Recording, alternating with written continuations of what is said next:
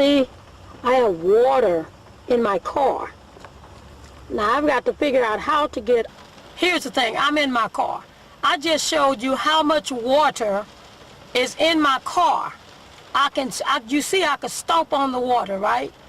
Now imagine all the people who has water in their homes, walking in water in their homes. Yes, the luxury of going to get a vacuum cleaner and sipping up the water is fine.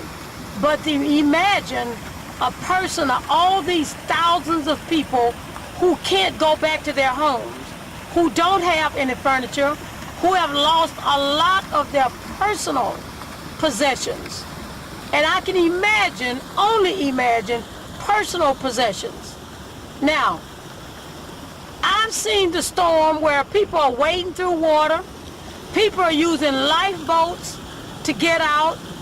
Lifeboat companies are coming through to help people get out of their homes. Hopefully nobody have not lost their lives because of this storm and couldn't get out of their home.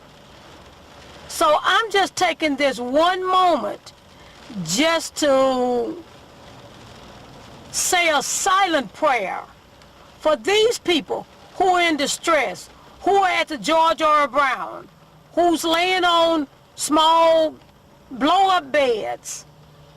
But the one thing that they do have is their lives. And one thing about having your life is, if something happens like this, you can always get up, start over.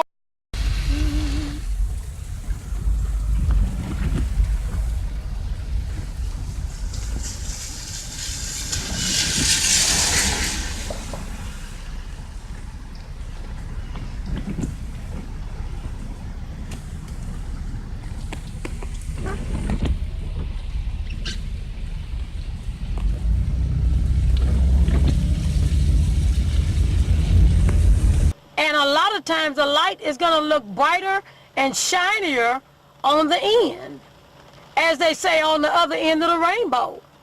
So I'm going to say a silent prayer for all these people that are in distress. And I hope that you bow your heads for a moment and say a silent prayer for these people as well.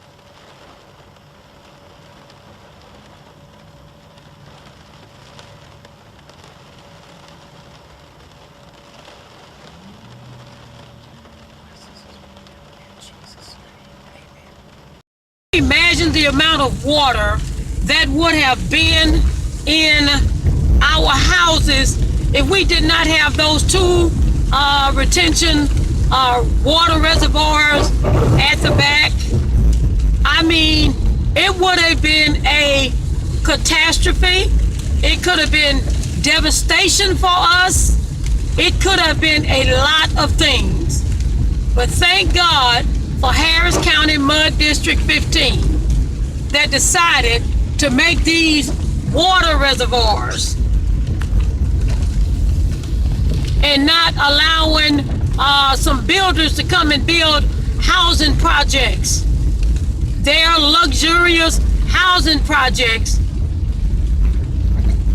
you know, for their self-centeredness. Yes, I said it, self-centeredness. There are two retention locations behind our houses that were supposed to pick up a lot of the water. Now, mind you, our streets flooded, and they flooded bad. But it almost came into the house, but it didn't. But as you can see, it got into my car. So now I'm going to drive, and I'm going to see some areas that still flood. Now, this is like day 5 of the storm, and it's still raining. So let's drive. Let me see some areas. Let me see some areas that are still in distress. Some people still can't get out of their homes. And we just have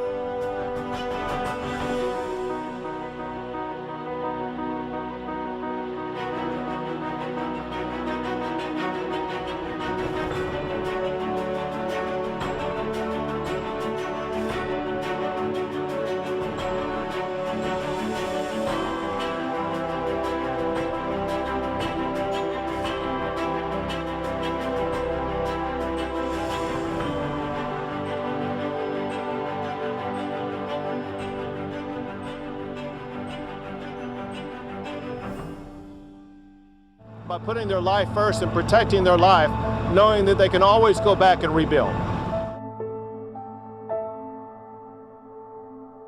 I go to the store right now to get, you know, some little small things, some more water, bread, things of that nature, because they say that 2 more storms are coming in.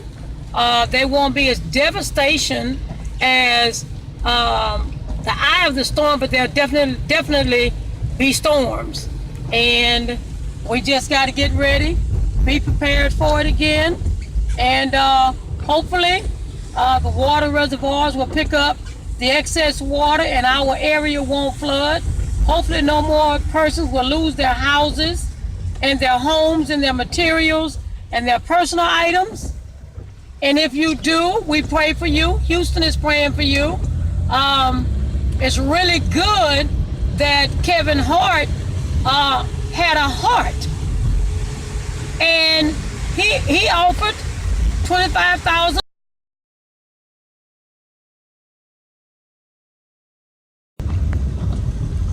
Look at all of this. This is grass, but look at the water. You see why I'm singing this song? I'm still not gonna complain, because in the midst of the storm, let me tell you something. God has us. God's presence. He's omnipotent. He's omniscient. And he's omnipresent. And that's why I won't complain.